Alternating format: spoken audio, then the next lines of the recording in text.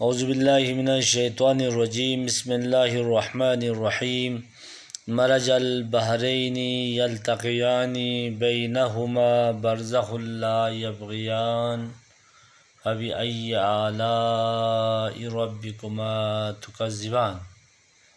برادران گرامی، تفسیر قرآن سورہ رحمان کے سلسلے میں آج ہمارا سلسلے گفتگو پھر اسی آیے کریمہ پر مرکوز ہے۔ اللہ تعالیٰ انسان کو سیر در آفاق کی دعوت دیتے ہیں۔ اس عالم شہادت میں جس میں ہم زندگی کر رہے ہیں، آپ اگر ایک مدبرانہ مفکرانہ سوچ کے ساتھ تعقل کے ساتھ تفکر کریں گے تو اللہ تعالیٰ کی کبریائی، اس کی عظمت، اس کی قدرت، اس کی حکمت، اس کی باریک علمی انمول موتیاں آپ کے سامنے اشکار ہوں گے، ظاہر ہوگا۔ انہی میں سے ایک یہ ہے مرج البحرین، دو دریا آپس میں مل کے چل رہا ہے۔ یلتقیان لقاء سے ہے، یلتقیان اسی سے ایک فقہ الاحوال میں باب التجارت میں ایک بحث ہے، تلقى المتلقیان، جب ایک کاروان باہر سے تجارتی سامان لے کر کسی شہر کی طرف حرکت ہے اور اس شہر میں رہنے والے تاجر کو یہ خبر ہو جاتا ہے کہ ایک گروہ کچھ سامان لے کے آ رہا ہے جس کی اس شہر میں ضرورت ہے، اس کی قیمت بھی اس شہر میں ایک مناسب معقول نرخ پر خریدنے کے لیے تیار ہے۔ تو کچھ تجار جو بہت ہی لالچ قسم کے ہیں، وہ جلدی شہر سے نکال کر ان لوگوں کے آنے والے راستے میں جا کے ان کے سامان کی قیمت گزاری کرتا ہے۔ ان آنے والے تجار کو اس شہر میں اس کی مانگ، اس کی قیمت سے بے خبر ہے، لہٰذا اس حالت میں تجارت کرنا مکروہ ہے۔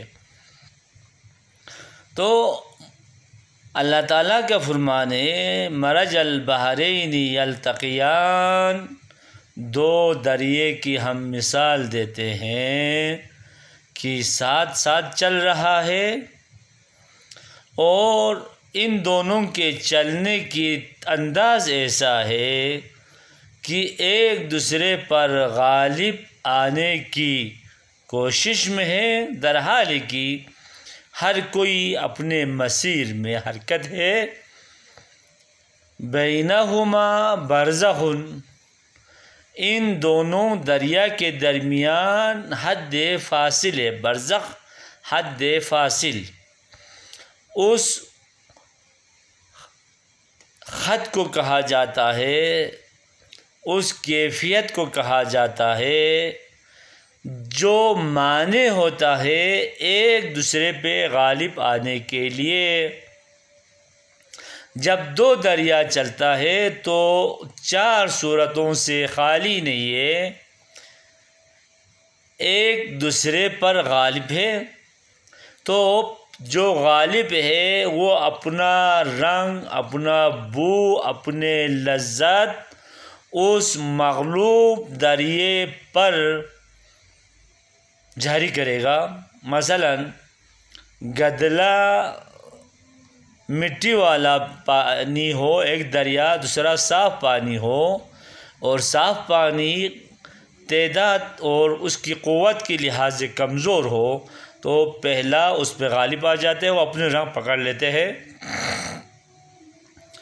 یا اس کے بالعکس دوسرا یہ ہے کہ ایک دوسرے پر غالب نہیں ہو سکتا، دونوں قوت کے لحاظ سے، دونوں رفتار کے لحاظ سے، اور دونوں بلند اور نشیب کے لحاظ سے برابر چل رہا ہے، تو یہ بہت لمبا جگہ تک، اس کی برزخ ختم ہونے تک ہر کوئی اپنی اثر، اپنے رنگ ناظرین کے لیے دکھائیں گے۔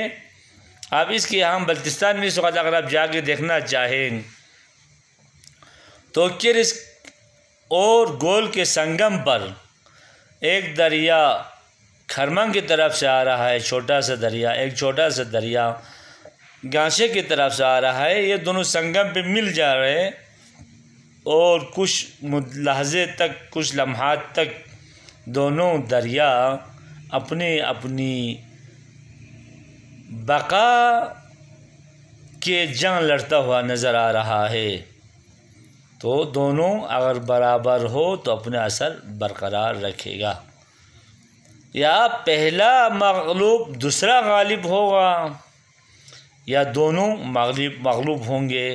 قرآن کہتا ہے مرج البحرین یلتقیان بینہما برزخ، ان کے درمیان ایک ایسا فاصلہ ہے، لا یبغیان، جو دونوں کو ایک دوسرے سے ملنے اور ملانے، ایک دوسرے میں مخلوط ہونے، ایک دوسرے میں نفوذ ہونے، ایک دوسرے میں محلول ہونے سے وہ جو برزخ ہے اس نے روک کے رکھا ہوا ہے۔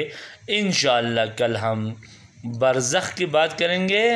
ما ہوا عالم البرزخ، عالم برزخ کیا ہے؟ آیا عالم برزخ کا تصور ہے قرآن میں؟ اگر عالم برزخ کا تصور ہے تو وہاں سزا جزا کی کیفیت کیسے ہے؟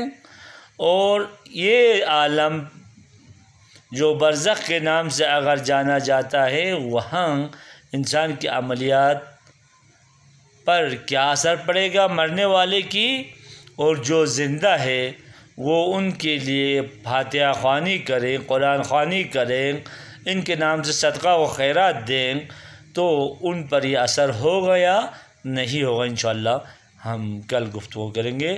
اللہم صلی علی محمد و آل محمد۔